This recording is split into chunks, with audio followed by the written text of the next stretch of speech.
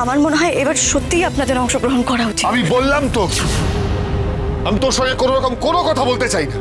যে একটা মিথ্যা কথা বলতে পারে, ঠকাতে পারে, তাকে আমি বিশ্বাসই করি না। পাচক মশাই, আমার রাগটা আপনি কর্তা দাদুর ওপর দেখাবেন না। দেখুন, মানুষটা আবার নতুন করে স্বপ্ন দেখছে ফ্যাক্টরি দাঁড় করানোর। আপনার কাছে কেউ সাহায্য চাইতে এলে তো আপনি মুখ ফিরিয়ে নেন না, তাকে সাহায্য করেন। তাহলে কর্তা দাদুকে কেন ফিরিয়ে দিচ্ছেন? সাহায্য করবো না।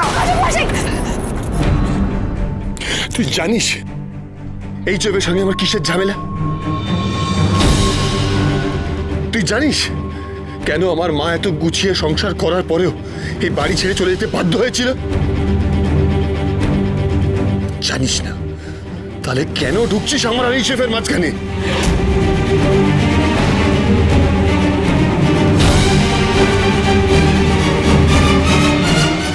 শুধু কর্তা দাদুর বয়স ওনার না, বয়স্ক ওনার ভাবনা চিন্তা ওল্ড স্কুল।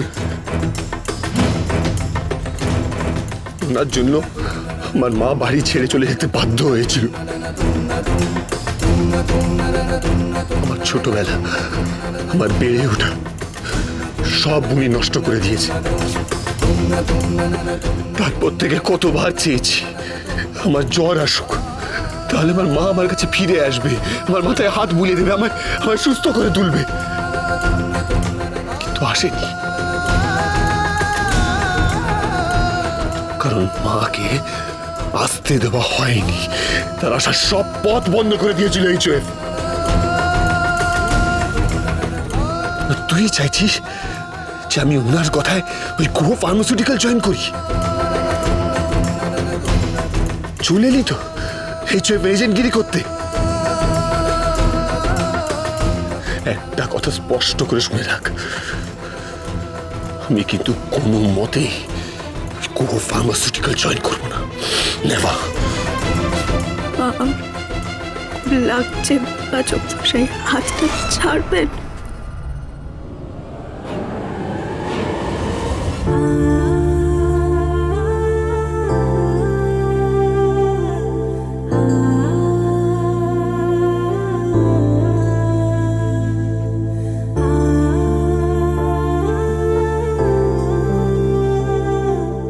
পাচক মশাই, আমি আপনাকে কর্তা দাদুর ব্যবসায় যোগ দিতে বলছি, এটার মানে এই নয় যে আমি চাই না আপনার মা ফিরে আসুক।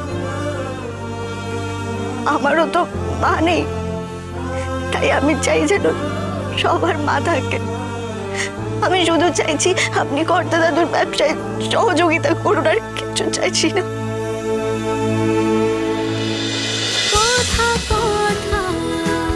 কথা সোম থেকে রবি প্রতিদিন সন্ধ্যে ৭টায় স্টার জলসায় ও ডিজনি প্লাস হটস্টারে।